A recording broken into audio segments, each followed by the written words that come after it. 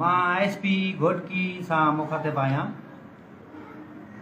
ही तुफ़ैल रिंद साफ़ी जेको क़तल थियो आहे, इन्हनि मुंहिंजो 2022 में पुटु आमिर अली इन्हनि मारियो, इनजे भाउ मारियो जमील, जेको इन माल ताईं बि रूपोश आहे।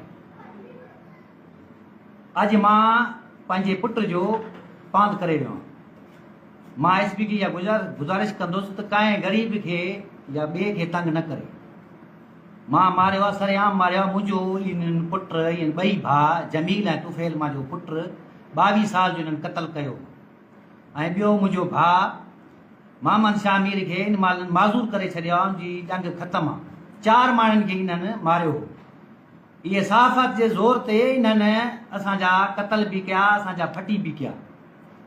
सहाफ़ियनि खे, जेको सहाफ़ी थिए न, उनखे गवर्नमेंट लेसन ॾेई छॾींदी आहे त तव्हां वञी माण्हू मारो।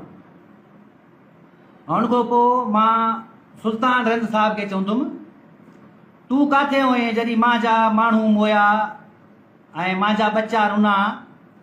उन महिल किथे को मुंहिंजी लाइफ या मुंहिंजी वीडियो हलाई? मां तोॾे वैसा कयूं, मां तोॾे पैगाम कया, मैसेज कया, कॾहिं मुंहिंजी इन महिल डेटा पंहिंजी चेक कर, कॾहिं मुंहिंजी हलाई वीडियो, कॾहिं मुंहिंजे लाइ ॻाल्हाई? तूं सहाफ़ी आहे।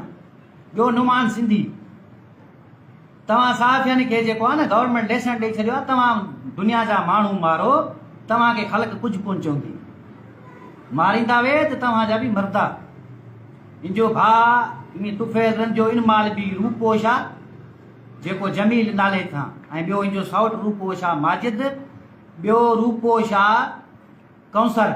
3 माण्हू इन माल मुंहिंजे पुट जे केस में रूपोश।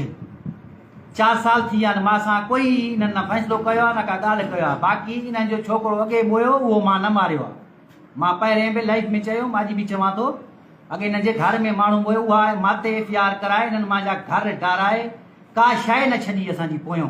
सिर्फ़ु सहाफ़ा जे ज़ोर ते सहाफ़ियनि खे खणी पुलिस खे ब्लैकमेल करे मुंहिंजो सॼो इन्हनि नुक़सानु कयो। अॼु मां पंहिंजो पांध कयो आहे। एसपी साहिब खे मां गुज़ारिश कंदुसि त ॿिए कंहिंखे ग़रीब खे, गुरबे खे तंग न करे। मां क्लियर करे छॾां थो। अस्सलाम वालेकुम।